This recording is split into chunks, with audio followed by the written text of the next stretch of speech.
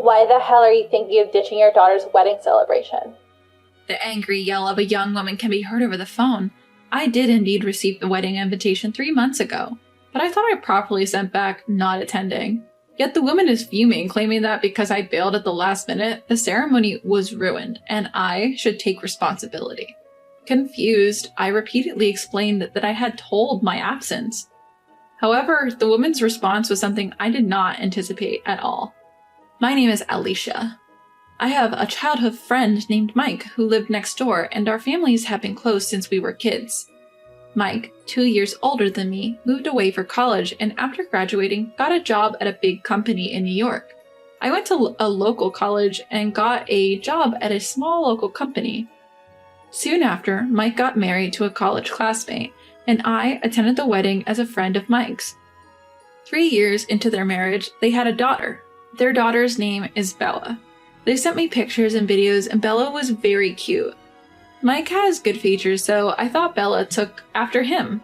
Their noses were very similar, and Mike seemed to adore Bella to the point of spoiling her. His wife seemed to be a kind person, and Mike seemed to be living a happy life. Everything seemed to be going smoothly, but 2 years after Bella's birth, Mike surprisingly divorced his wife and came back home with Bella. The reason for the divorce was his wife's infidelity. Apparently, she had been having an affair with her ex-boyfriend for about a year, and Mike could not forgive her. He obtained custody of Bella and returned home. Alicia, it's been a while. I still can't believe my wife was cheating. I went to see Mike after he returned home, but he had lost weight due to the shock of the divorce and was extremely depressed. He couldn't get over it, calling his ex-wife a lowlife for cheating and expressing resentment towards her. Even though he was doing his best as a father, Bella, still only 2 years old, was missing her mother and crying a lot. Worried about Mike and Bella, my family visited them regularly, provided emotional support to Mike, and helped take care of Bella.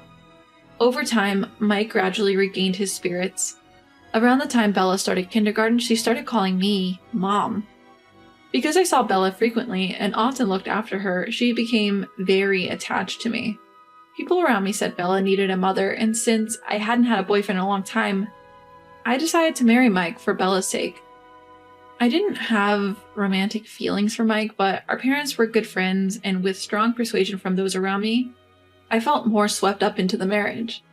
Still, once I decided to get married, I made a strong vow to take care of Mike and Bella with all of my heart.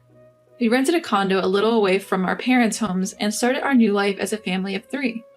I had been working hard as a full-time employee at a local company, but I quit my job to dedicate myself to childcare, as Mike wished, and became a stay-at-home mom.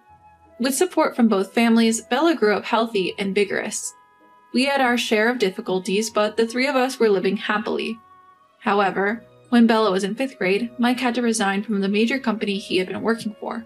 He was forced to take the blame for a problem caused by his boss at the company. Even though he pleaded innocent, his boss's influence was powerful, and it seemed that nobody wanted to help him for fear of getting involved. After quitting his job, Mike, who was an excellent worker, was able to find a new job at a small local business in his hometown right away, but his salary was drastically reduced. When the family's finances tightened and we couldn't afford the rent for our current apartment anymore, we decided to move to a cheaper, older, and smaller one. I begged to return to my previous company and started working desperately to earn Bella's tuition. Our parents offered to help, but they were both living on their pensions and barely scraping by every month. Their house is small and there's no room for us to live together, so we can only accept their good intentions. I tried my best to manage our family budget frugally so that the 3 of us could live healthily. But Bella, who knew our previous carefree life, could not accept the gap between that and our current reality and began to take it out on me. "If only Mom could earn more money," she said, and unbelievably, Mike sided with Bella. I couldn't hold back my anger because if Mike hadn't been fired in the first place, we wouldn't have to live such a hard life, and it led to a big fight. Perhaps because of such a marital life, Mike had an affair. Bella was now in her sophomore year of high school, just old enough to choose which parent to live with, but still needing a guardian. Comparing to his previous job at a large company, Mike's salary had been extremely reduced, but it was still higher than mine. Thinking about Bella's future, I thought it would be best to leave it to Mike. When I consulted with her, Bella herself, returning from school, said she would go with her father. "I live with Dad and my new mom. My new mom is unlike you. She is a rich lady. Plus, she started her own company and is popular as the beautiful CEO everyone's talking about. Being with you is just poverty-stricken and you're a stranger without a blood tie, right? It's okay to live miserably alone in the shabby apartment forever, isn't it? Bella was already calling Mike's mistress Mom. I was speechless at Bella's unbelievable insults and calling me you. Just then, Mike came home with his mistress. True to the name of the beautiful CEO everyone's talking about, the mistress who introduced herself as Kathy was a very beautiful woman. Kathy threw a wad of bills in front of me without even a greeting, a smug smile on her face. Here's the compensation for the affair. It's $80,000 in total for me and Mike. If you want it, I'll be generous and give it to you, so pick it up. In my anger, I wanted to throw it back at her, but I took a deep breath and picked up the bills. Then Mike and Bella pointed at me and laughed rudely, saying I was vulgar and poor. Kathy, with a triumphant look on her face, said, So we've settled.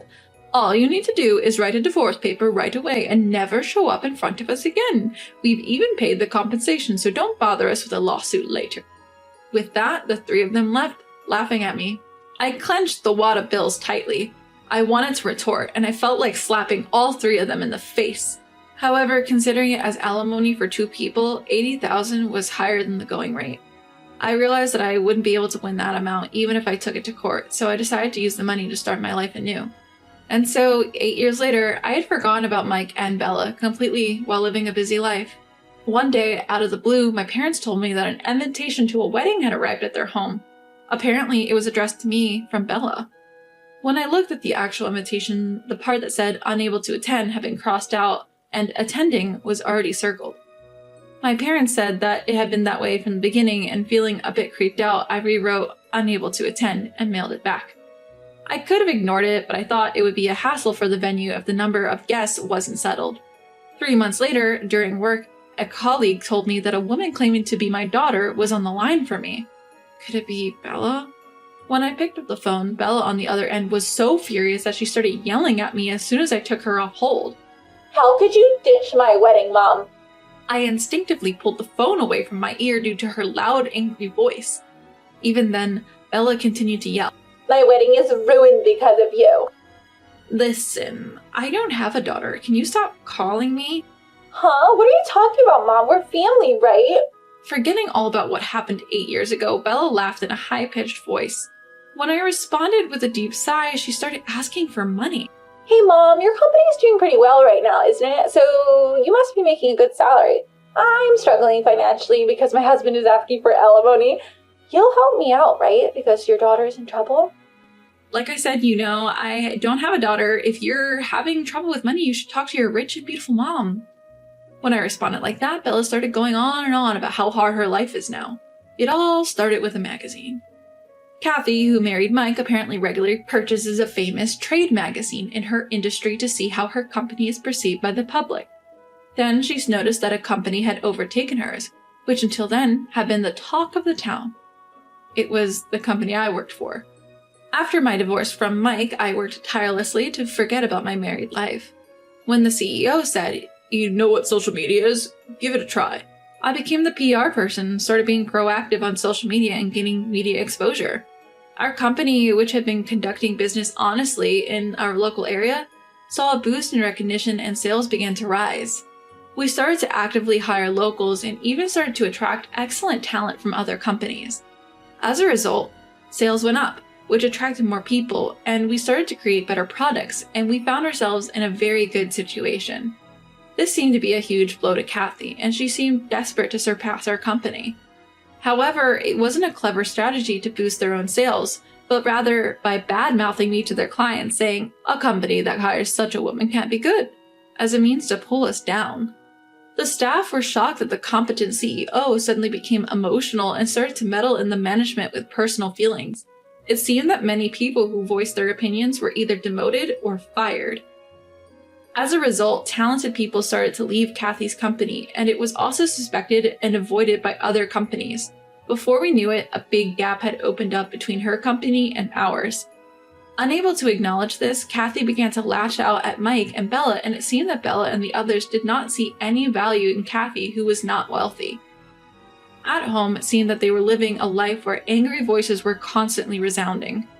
Unable to bear such days, Mike and Bella would find people who work at the same company as me and say, "I want to start over with Alicia, but Kathy is getting in the way," apparently crying. But most of the employees of the company are locals, and among the new hires there are also people who got fired from Kathy's company. Naturally, everyone knew about my relationship with Mike, so they were not treated by anyone as a shameless parent and child. Despite this, the two of them who wanted to get close to me again by any means thought if they invited me to Bella's wedding, I would not be able to decline, so they sent an invitation. Even if I returned it as an absence, they would treat me as present and advertise me widely to the guests.